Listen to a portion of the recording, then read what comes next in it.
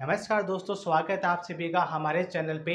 आज हम बात करने जा रहे हैं एक ऐसे किले के बारे में जिसका नाम सुनते ही राजस्थान की वीरता और गौरव का एहसास होता है। जी हाँ, हम बात करने जा रहे हैं चित्तौड़गढ़ किले की। देखिए, चित्तौड़गढ़ का किला है वह राजस्थान के सबसे प्रसिद्ध किलों में से एक किला रहा है और राजस्थान क्यों भारत में भी प्रसिद्ध रहा है चित्तौड़गढ़ का किला। देखिए, चित्तौड़गढ़ की जो किले की स्थापना की बात करें तो चित्तौड़गढ़ किले की स्थापना 7वीं शताब्दी में होती है और चित्रांगद मौर्य द्वारा स्थापना करता है। जो चित्रांगद मौर्य था उसी के नाम पे चित्तौड़गढ़ दुर्ग का नाम ही पड़ा था। और चित्तौड़गढ़ दुर्ग का दूसरा नाम क्या था? चित्रकूट। क्या नाम था?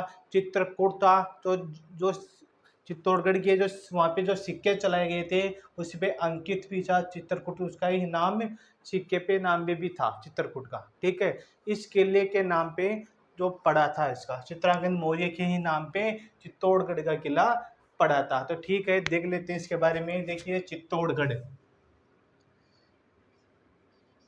बहुत ही बार एग्जाम में पूछा गया है। चित्तौड़गढ़ के बारे में हर एग्जाम में पूछता है।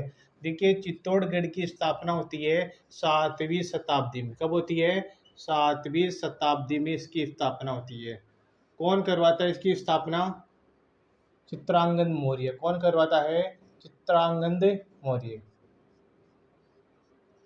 चित्रांगद मौर्य द्वारा स्थापना करता है।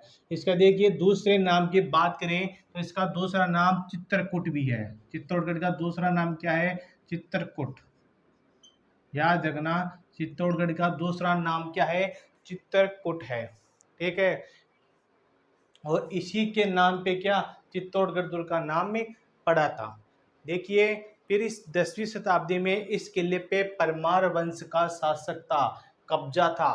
10वीं शताब्दी में कौन से वंश था इसमें? 10वीं शताब्दी में 10वीं शताब्दी में कौन सा वंश था? परमार वंश। कौन सा था? परमार वंश का कब्जा। लेकिन परमार वंश का जो कब्जा था वह ज़्यादा दिनों तक नहीं था। ज़्यादा दिनों तक नहीं था। फिर कौन सा आ गया था? गुहिलोट राजवंश ने अपना अधिकार ले लिया था। कौन सा? गुहिलोट। गुहिलोट राजवंश। गुहिलोट राजवंश ने अपना अधिकार इस पे ले लिया था। फिर देखिए, जो गुहिलोट राजवंश है उसी को क्या कहा जाता है? सिसोदिया।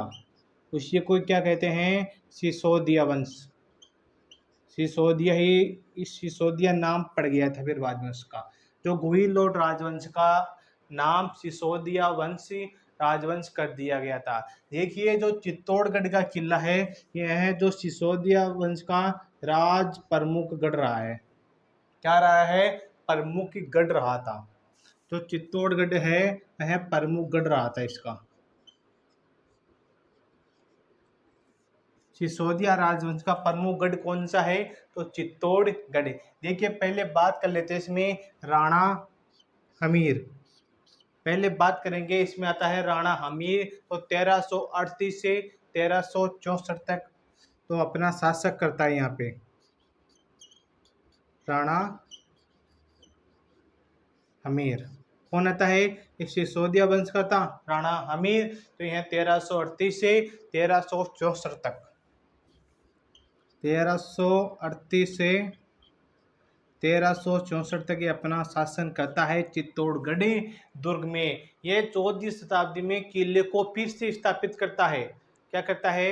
ये 14वीं शताब्दी में किले को फिर से स्थापित करता है। कब करता है? 14वीं शताब्दी में।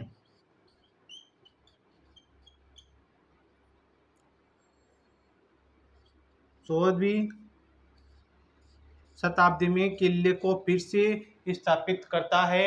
वह दिल्ली का सुल्तान कौन था उस टाइम जब ये शासक कर रहा था चित्तौड़गढ़ पे? तो दिल्ली का सुल्तान कौन था? मोहम्मद बिन तुगलक को हराकर अपना अधिकार ले लिया था। कब लिया था? यह राणा हमीर 14वीं शताब्दी में शासक करता है 1338 से 1364 में। और जो दिल्ली का सुल्तान था कौन? मोहम्मद बिन तुगलक को हराकर ये चित्तौड़गढ़ को अपना अधिकार ले लेता है, चित्तौड़गढ़ पे अपना शासक करता है। तो चलिए दोस्तों देखिए फिर चित्तौड़गढ़ में कौन कौन सी घटनाएं होती है। चित्तौड़गढ़ में कौन कौन सी घटनाएं होती है। चित्तौड़गढ़ में कितने साके हुए थे, कौन सी घटनाएं होती है। चित्तौड़गढ़ में 3 साके हुए थे। कितने साके हुए थे। चित्तौड़गढ़ में 3 साके हुए थे। बात करते हैं पहले घटना के बारे में। पहला साका होता है 1303 में। चित्तौड़गढ़ में 3 साके होते हैं। पहला साका होता है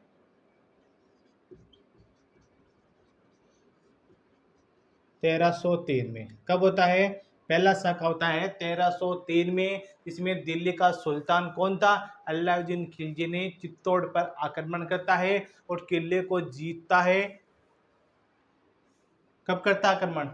आक्रमण 1303 में। कब करता है। 1303 में कौन करता है।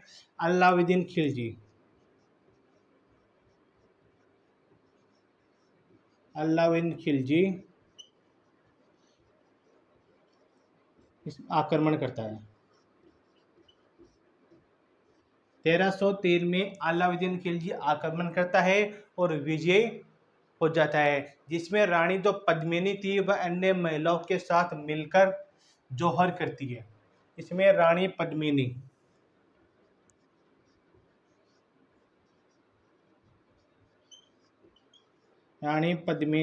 जौहर करती है। देखिए इस किले में जो रानी पद्मिनी थी उसकी जो प्रेम कहानी वह प्रसिद्ध रही है।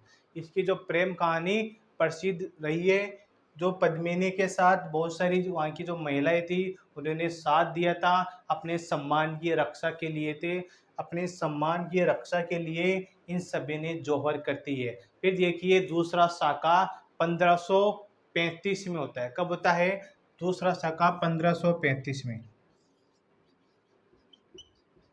दूसरा साका होता है 1535 में। याद रखना, साके पूछते एग्जाम में, याद रखना। पहला साका 1303 में और दूसरा साका होता है 1535 से। इसमें क्या होता है, तो मुगल सम्राट अकबर ने चित्तौड़ पर आक्रमण करता है। क्या करता है। दूसरे साके में नहीं करता। दूसरे साकोर में तो जो गुजरात का सुल्तान था बहादुर शाह। कौन था।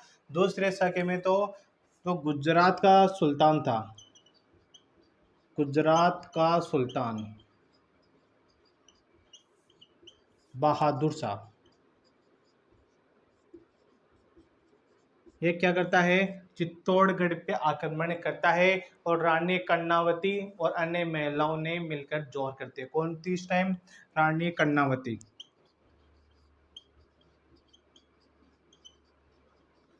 रानी कर्णावती जौहर करती है। इसमें रानी पद्मिनी जौहर करती है, इसमें रानी कर्णावती जौहर करती है। तो दूसरा शाखा होता है 1535 में। फिर तीसरा शाखा होता है 1567 में। देखिए तीसरा शाखा 1567 में होता है। तीसरा शाखा कब होता है। 1567 में तीसरा शाखा होता है। इसमें जो मुगल सम्राट कौन था, अकबर ने चित्तौड़ पर आक्रमण करता है और रानी फूल कंवर। कौन थी। ये था मुगल सम्राट। मुगल सम्राट अकबर चित्तौड़ पर क्या करता है, आक्रमण। रानी फूल कंवर अन्य महिलाओं के साथ क्या करती है, जौहर।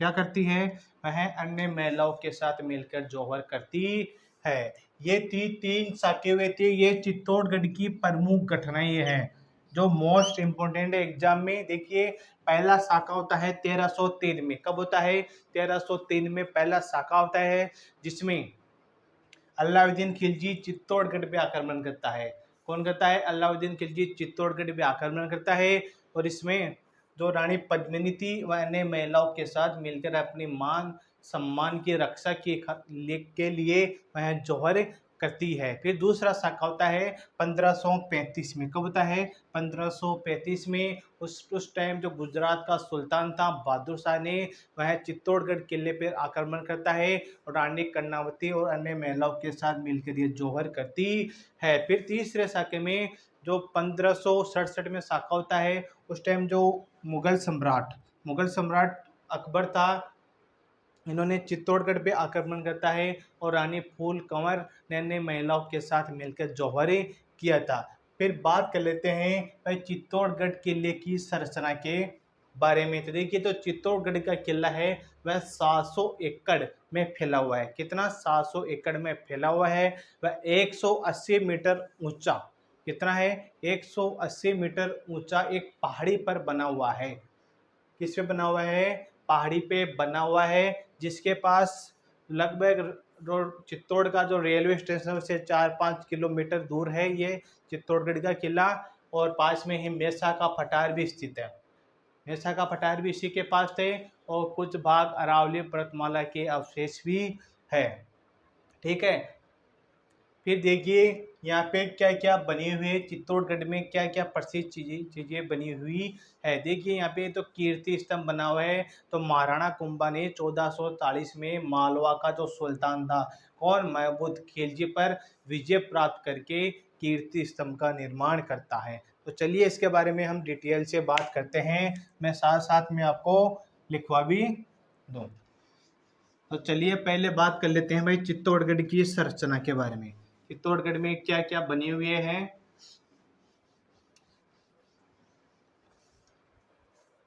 तो चलिए देखिए चित्तौड़गढ़ की संरचना। देखिए जो चित्तौड़गढ़ है वह 700 एकड़ में फैला हुआ है। इसका फैलाव कितना है? 700 एकड़ में फैलाव है। ये 180 मीटर ऊंचा पहाड़ी पर बना हुआ है। किस पे बना हुआ है? पहाड़ी पर बना हुआ है। इसके पास में क्या क्या है? देखिए मेसा का पठार, क्या है? एक तो मेसा का पठार, पास में ही अरावली,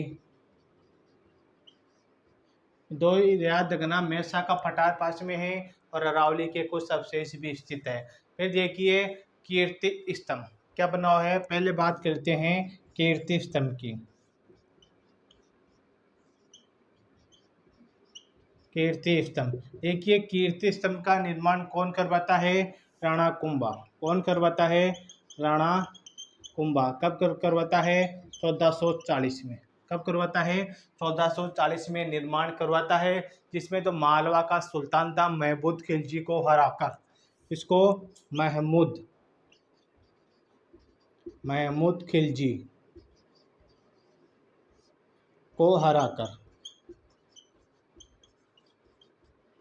महमूद खिलजी को हराकर जो राणा कुंभा ने कीर्ति स्तंभ का निर्माण करवाता है। ठीक है, हो गया कीर्ति स्तंभ। फिर दिए के विजय स्तंभ। 2 नंबर पे बात करते हैं विजय स्तंभ। विजय स्तंभ का निर्माण कौन करवाता है? विजय स्तंभ, विजय स्तंभ का निर्माण कौन करवाता है? विजय स्तंभ के बारे में बात करते हैं तो विजय स्तंभ का निर्माण भी राणा कुंभा करवाता है। कौन करवाता है? राणा कुंभा।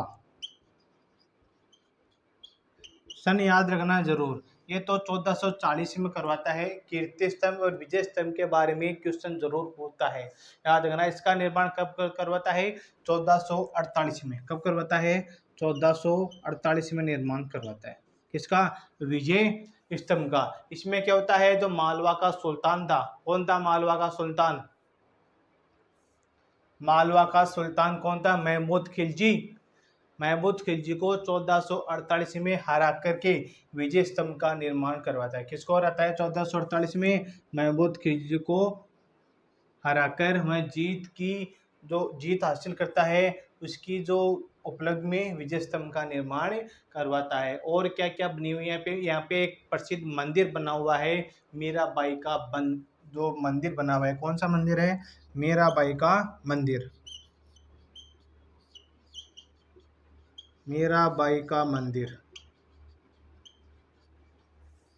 ये कब बना था? सिसोदिया वंश सिसोदिया, तो सिसोदिया राजवंश चल रहा था, उसी समय से मीराबाई का मंदिर भी यहाँ पे स्थापित है। देखिए मैं यहाँ पे बता रहा हूँ, तो मंदिर तो बहुत सारे बने हुए हैं, यहाँ पे बहुत सारे मंदिर बने हुए हैं चित्तौड़गढ़ में। जो मोस्ट है, जो एग्जाम से आपसे पूछा जाता है, उसी के बारे में बता रहा हूँ। और यहाँ पे बना हुआ है गोमुख कुंड, गोमुख कुंड,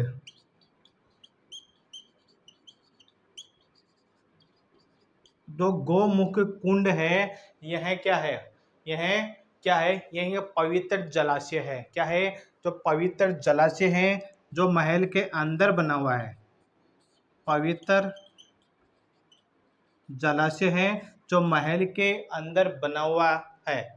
ठीक है, और क्या बने हुए हैं यहाँ पे, 7 द्वार, 7 द्वार बनाए हुए हैं यहाँ पे, इधर देख लिए 7 द्वार बने हुए हैं। देखिए जो चित्तौड़गढ़ का किला है, उसको प्रवेश करने के लिए 7 दरवाजे बने हुए। कितने दरवाजे बने हुए, 7 दरवाजे बने हुए, जो बहुत बड़े विशाल दरवाजे बने हुए हैं। और क्या है यहाँ पे, पद्मिनी महल, और क्या है यहाँ पे, पद्मिनी महल, जो रानी पद्मिनी का महल है, पद्मिनी का पैलेस बोल सकते हैं हम, रानी पद्मिनी का पैलेस या रानी पद्मिनी का महल बना हुआ है। इसमें और बना है सती का मंदिर, ये प्रसिद्ध है, याद रखना, सती का मंदिर,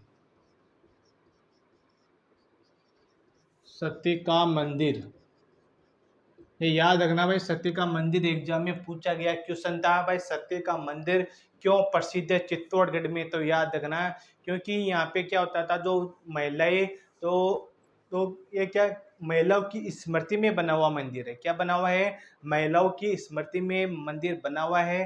क्यों बना था, यह क्यों बना था, देखिए जिन्होंने अपने पति की तो मृत्यु के बाद में तो अपने आत्मदान किया था यहाँ पे, अपने पति की मृत्यु के बाद,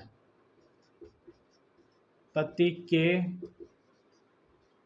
मृत्यु के बाद आत्मदान, ये अपने पति के मरने के बाद वह आत्मदान करती थी वो महिलाएं, उनकी स्मृति में बना हुआ मंदिर कौन सा है, सती का मंदिर बना हुआ है। ये चित्तौड़गढ़ का सबसे प्रसिद्ध मंदिर है। ठीक है, याद हो जाएगा सबको। तो ठीक है, फिर देखिए, फिर आता है ब्रिटिश काल के दौरान चित्तौड़गढ़ का जो बातचीत थी, जितनी भी वीरता सब थी, वह क्या हो जाती है, धीरे धीरे कम हो जाती है। ब्रिटिश काल आते ही इसकी ये चर्चा में कम हो जाता है। हाँ, फिर देखिए, चित्तौड़गढ़ किले को इतिहास में राजस्थान की वीरता और बलिदान की कहानियां से भरा पड़ा है। इसमें बहुत सारी कहानियां बनी हुई हैं चित्तौड़गढ़ किले में, बहुत कहानियां हैं चित्तौड़गढ़ किले की। लोगों को ये आज भी प्रेरित करता है। चित्तौड़गढ़ का किला है, यहाँ पे लोग आज भी घूमने के लिए जाते हैं, ये पर्यटक स्थल भी बना हुआ है। ये था हमारा चित्तौड़गढ़ का किला, इसकी संपूर्ण जानकारी इसके बारे में। तो सभी को क्या करना है, चैनल को सब्सक्राइब कर देना है सभी को, और क्लास पसंद आए तो लाइक ज़रूर कर दीजिए सभी के सभी। हाँ, तो चलिए मिलते हैं हमारी नेक्स्ट क्लास में। तो सभी को धन्यवाद। सभी की तैयारी तो अच्छी चल रही होगी। हाँ, तो ठीक है, फिर कल बात करते हैं नेक्स्ट चैप्टर के बारे में। हमारा चैप्टर चल रहा था राजस्थान का इतिहास।